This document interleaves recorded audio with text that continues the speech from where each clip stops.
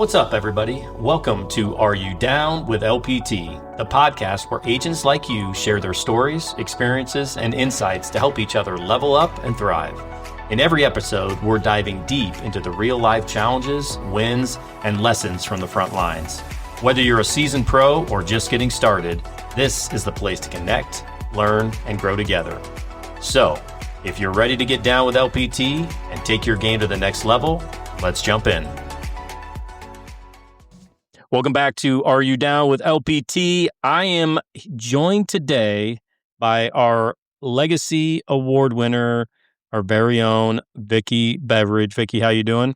I'm doing great, thanks. Good. We just, we had our awards dinner and we were pretty excited, for you and this award because we, as a staff, we met and we were looking for somebody like who best exemplifies what we're about and what we're doing. And your name certainly came up amongst almost all of us. So thank you for being who you are.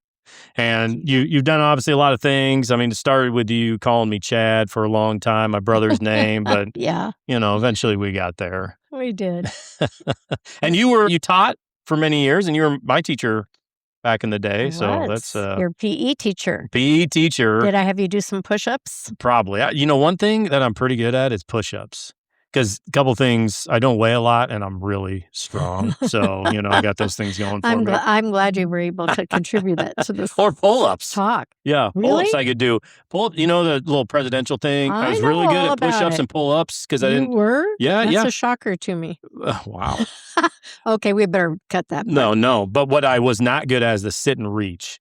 I had and I still have, I just had a golf lesson and I showed him that I can barely get below my knees when I'm trying to bend down. Seriously? Oh, it's terrible. It's terrible. Does not help the golf game. So he gave me a bunch of stretches and yoga to do to improve my golf swing. So we're going to work on that. Cool. That's not what we're here to talk about today, unless you want to chat about it. Well, that's an interesting topic. But. Yeah, but for another day. Yeah. But we do want to talk a little bit about the Legacy Award. We'll get to that. But, you, again, just exemplify that. Your willingness to help anybody around the office. You're kind of a mom around the office nowadays too. Yeah, and a maid. And yeah. Thank you for not calling me a grandma around. No. I kind of am. Yeah, but no, you can call me Grammy though. But you're a constant encourager. We watched that video and talk about visiting hospice patients and your coat drive and a friend and a mentor, and so a lot of words that describe you. So. That was really nice and such a surprise.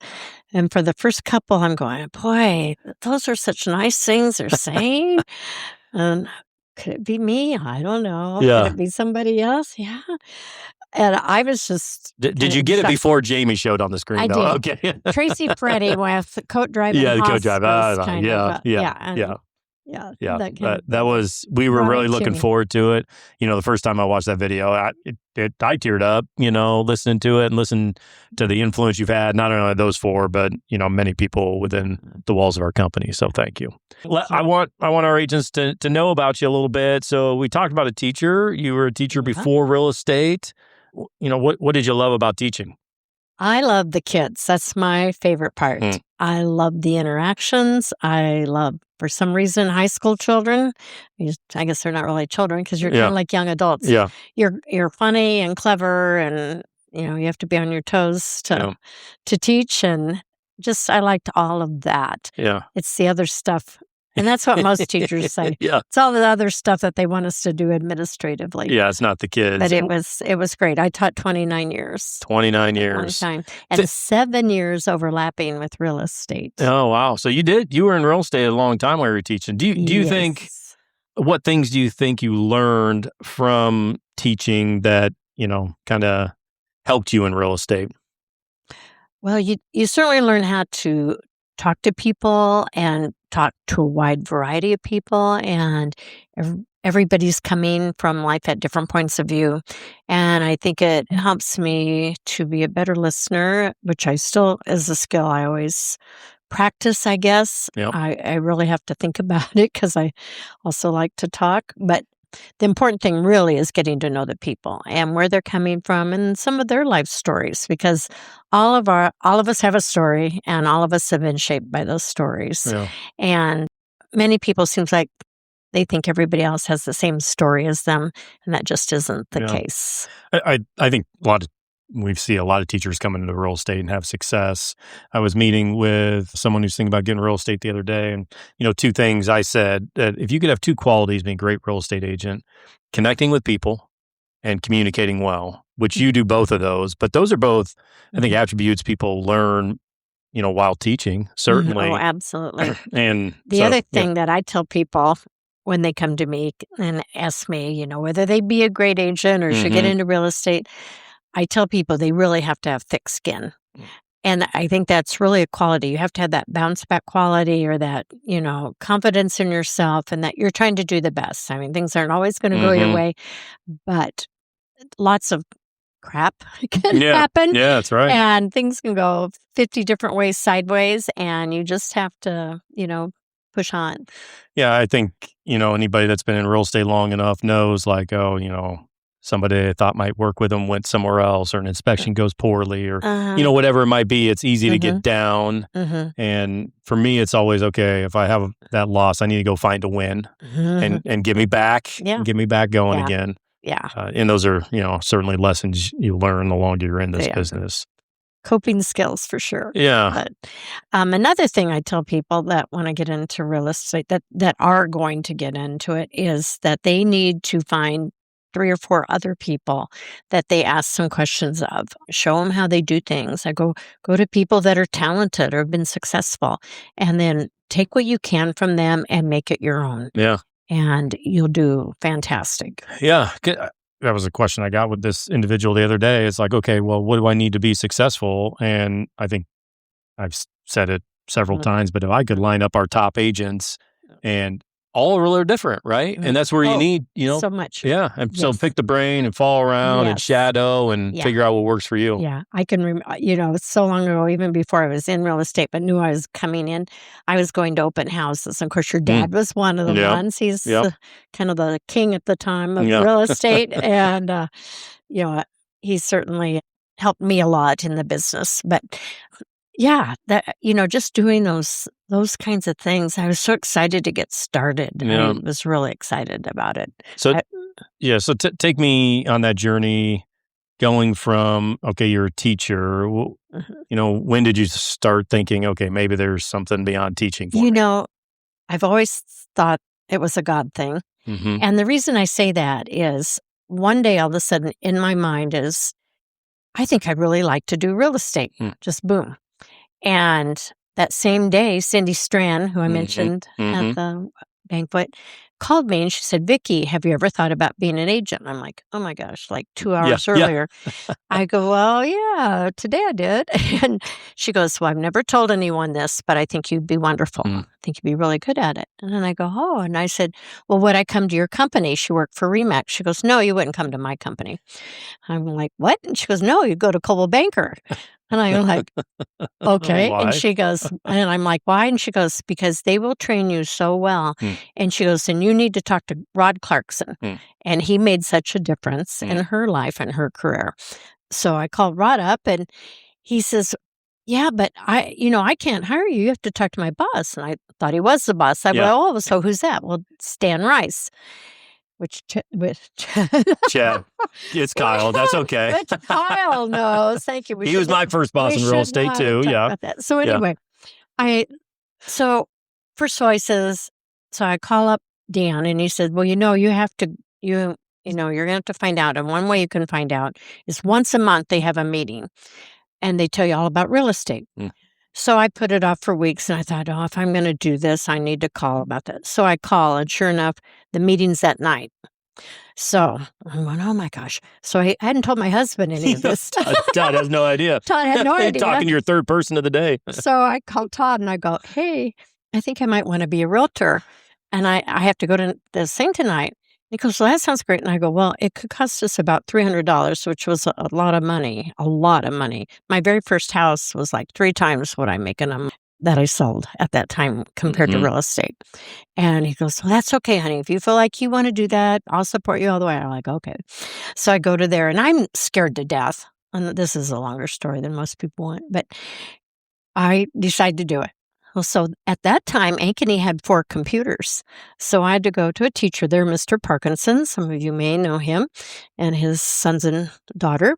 So anyway, I went to George, and he showed me how to turn on the computer and where to put my disk or floppy disk or whatever it was at the time. And every night I taught myself for anywhere from 2 to 4 hours. And I did that from February until the end of May. And then as soon as school was out, I took my tests. Yeah.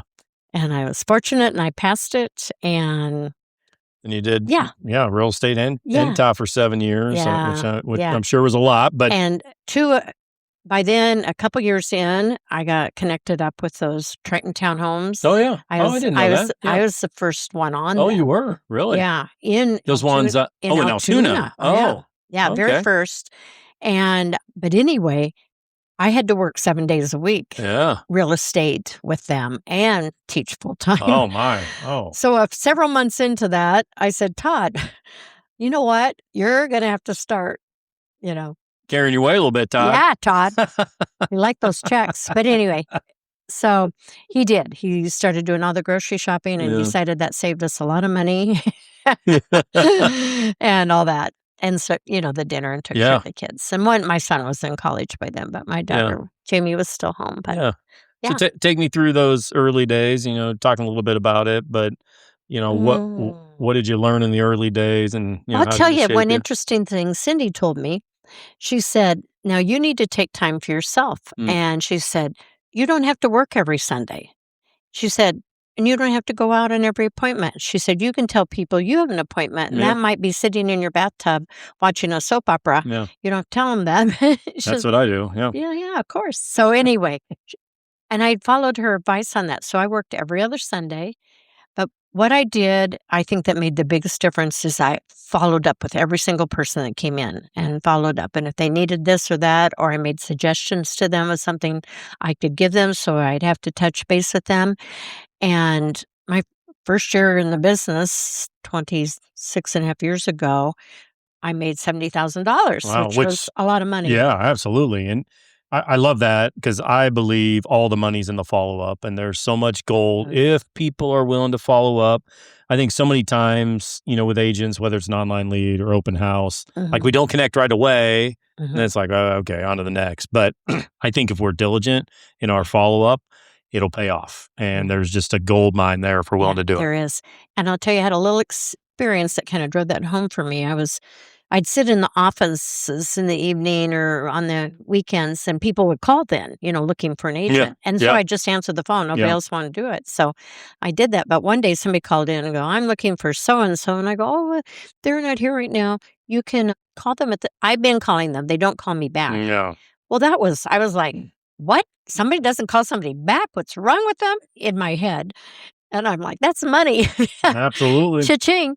So anyway, that really made a huge impression on me I thought, I am always going to call people back right away. I'm going to answer my phone. And I still today, I bet once a week, an agent or someone will thank me for picking up my phone because I'll answer it. Where so many people let it just go to voicemail, and then they say who it is or what they want or whatever. Well, we said a few minutes ago, but I think a great agent, the two biggest things you can do is connect well with people and communicate well. And a lot of that is following up. And, if you can do those two things well, I think you're going to make it in this business. Yeah. Have you made it? Yeah. Did you make it? I think so. How many years? 26 and a half. 27. It's 27 this June. 27 in June. So I believe you made it. Nice job. So that would have been 2000?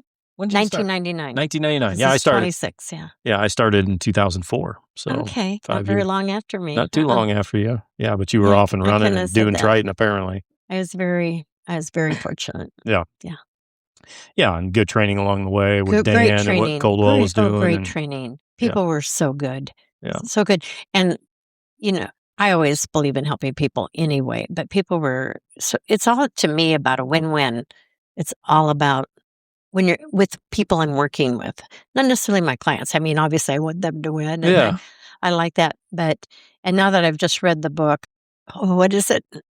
It's Never Compromise book, but it's by the FBI, #1 negotiator in the world. Never split the difference. Never split the difference. He doesn't believe in win-win. But my win-win I'm talking about now is with the people I work with. Yeah. I want them to be successful too.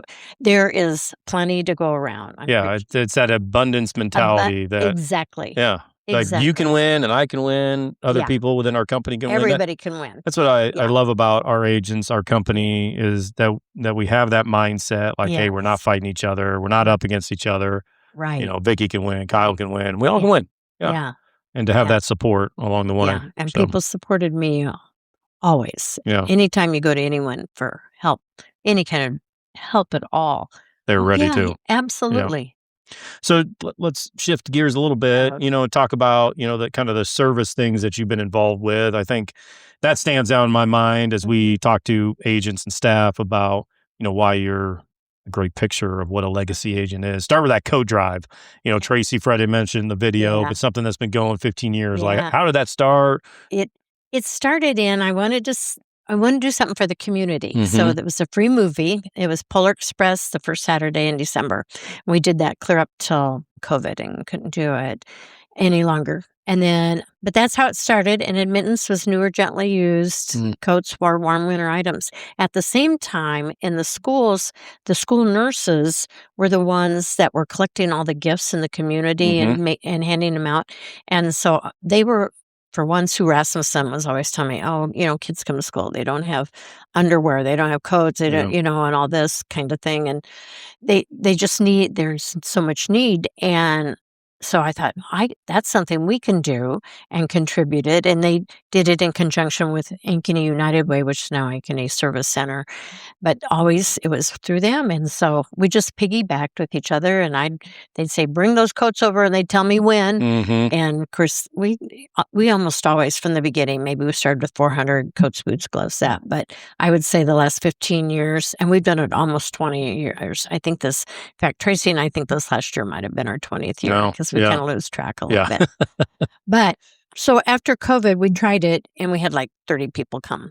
But we still had just as many coats, boots, gloves, minutes, because people were starting to.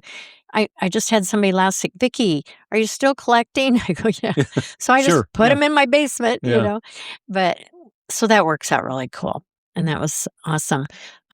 Yeah, I love doing that. And Tracy and I and another gal that was a lender at the time, Joanne Robbins, started it together, the three of us. And then, So obviously serving people, serving the community is something that's, part of your DNA. Yeah. How do you see real estate as a way to serve people and be more than just transactions and homes? Yeah, I do see it that way. Yeah. Everybody, as I was talking about, has the stories. So everybody has things that are affecting them as they buy, or, how much they have to put down, or, and we have to make this, we have to make this work and this work. So you're trying to make it go as smoothly as it can for them. You're trying to ease all their fears. You're trying to tell them things ahead of time, but not so far ahead of time that they forget or bring it back. But just those kinds of things that can help them go so smoothly. And I helped one gentleman who was getting divorced, and and it was really hard for him, and his children were struggling, and there was just a lot of things going on. And we got that done, and he moved in kind of a smaller place to take care of himself. And then a couple of years he called me and goes, well, I think I can, afford a house like this, and great. And I always hook him up with Tracy, Freddie, if I can, if they're not already working with someone.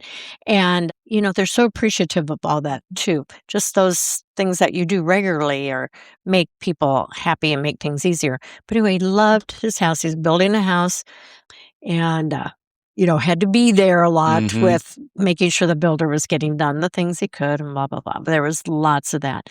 But he has been so happy, and life has treated him so well. And this has probably been his 8th or 10th year coming to I always give the pies away at Thanksgiving. And I always invite him, and because he's like my number one fan. So, Vicki, you're so wonderful. Yeah, come in, tell everybody. I love that about real estate, Yeah. that, we certainly help people buy homes, but you're involved in some pretty big things, and it might be the joy of buying a first house, or the disappointment of going through divorce, or sometimes death, and or having a new baby. And we find these things out a lot of times before anybody else does, because we're on to that next step. Sometimes. Yeah. I'll tell you one right now. A gal just called me while I was in Florida, and I've known her now probably about 12 years, and her third husband has passed away in all this time, and I helped her sell this house, and then I helped her, she and her third husband buy an acreage in Baxter. Then he passed away, died, and then I helped her sell that acreage in Baxter and helped her build a home in Ankeny. Now she just called me and she goes, "Hey, I'm going into Vintage Hills and ready to sell again. I'm going to sell again." She goes, "I'm bored. I need to go play." And I'm like, "Okay." She's a spicy little thing. Yeah, we kind of do life with people, I mean, it becomes more than just selling them a house and, hey, see ya, whatever. But I do want to mention two other things at school that really got me going. I had the privilege, or I went up to ask about doing something with all of our special needs students at the high school, because there'd be one or two there and one here and one in this class. And they were kind of like, it was hard to pull them into class. And, every week or day, I'd have to come up with somebody new that would kind of work with them. And it wasn't really fair to students. It was good to them, but it was just like someone was in that class. Okay, will you help Susie today? And so on. So anyway, Barb Knipe, who was head of AA at the time, came to me and she goes, "Hey, is there a way we can take care of these kids? Could we put them all in one class?" I go, "That'd be awesome." She goes, "We'd have where they have peer partners. That's something that's kind of getting started in the United States." And I said, "Oh, I think that'd be wonderful." So I went to the administration and they told me no. So you know me. I'm sure you took no. So then I went up to the guidance department and I said, "Hey, got an idea. You think it'd be possible to put all these kids in first hour PE on A Day?" "Sure." So that's how People PE was born. And Elaine Brazelton and Judy Overton helped me do it. And everyone loved it. And it's going strong. People, every once in a while, a couple times a year, somebody will come, "I heard you helped start People PE. It's the best thing ever. My son is now he's doing this for a career," or just different things. Yeah.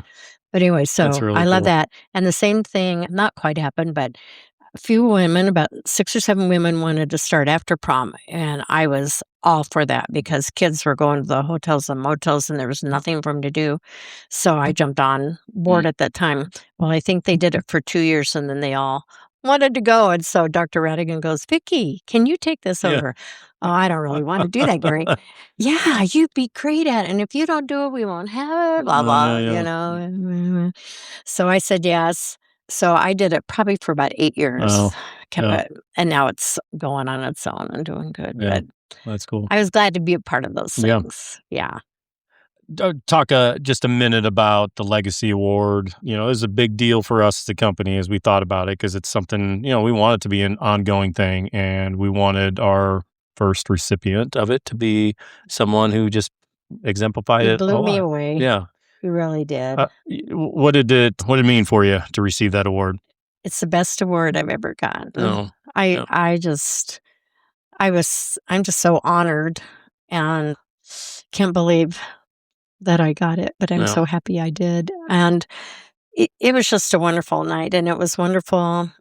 Your kids were there. People that talked, my kids were there, having Jamie fun. in the video, but all 4 of them are so close and special to me. And then, and having you give it to me and talk about what a great award it was.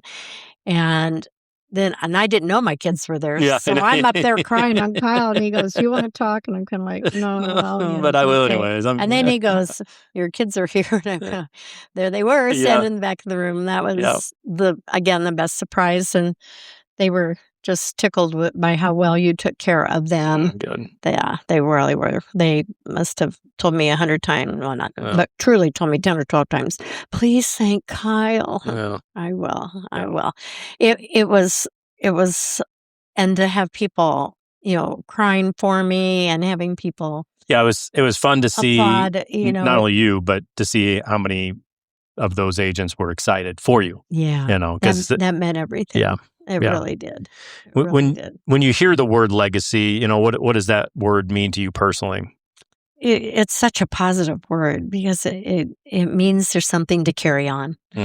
And I love that someone feels like they'd like to carry on and be a better version. But be the person, be people that can lift others up, be the encourager, be the one that can do the crap. Sweep the floors. Yeah, do the things other people don't want to do, right? Yeah, I mean, or just notice little things that need to be done. So, what do you hope people would say about you, just not as an agent, but as a person? I like to think that people think that I bring them, I don't know if joy is a good word, but that I come in just full of life and light for them, and that, that I'm an encourager, that I'm there for them, that I love them, that I care about everybody. I don't, ignore some other people and favor some other people. I mean, obviously we all have our favorites, but yeah, I like to think that I'm there for every single person and anyone who'd ask. Yeah. And I think that is true. I think if I would ask somebody hey, is Vicki there? Absolutely. She's there for you. And, Yeah. wow. Yeah. And I would be. Yeah. I would be. Yeah. Well, and I love real estate. Yeah. Oh my gosh. That was funny in the video when Jamie's like, 3 years ago, she told me she'd give me some business. And it's tough to give up though, isn't it? I mean, it is. It's such a joy to do this. It is a joy. And it's like, so that I feel like each person that's asked me, they're a personal friend and I can't give them away. Yeah. It's like, I want some random person to come so I can give them to Jamie, have them not feel bad. Why is she giving me away? But, So, yeah. Is there someone, past or present, has really encouraged you, when you've needed it? Well, Cindy did a lot in the beginning. And I think of her because she has passed away and she's such a legacy. And Alyssa and I have a lot of conversation. Or not a lot, but we get together every once in a while and talk about her mom. And they're just such beautiful people. And Cindy was an amazing woman, and you can see Alyssa, living that same way. But I'll mention Jeannie Riley. I mean, anytime that something came up that I didn't understand, I could go to Jeannie. Anytime I wanted to, I can go to Tracy, although I always go, don't yell at me if you've already told me this.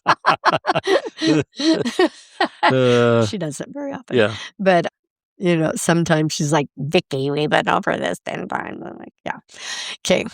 But I feel like I can go to anyone.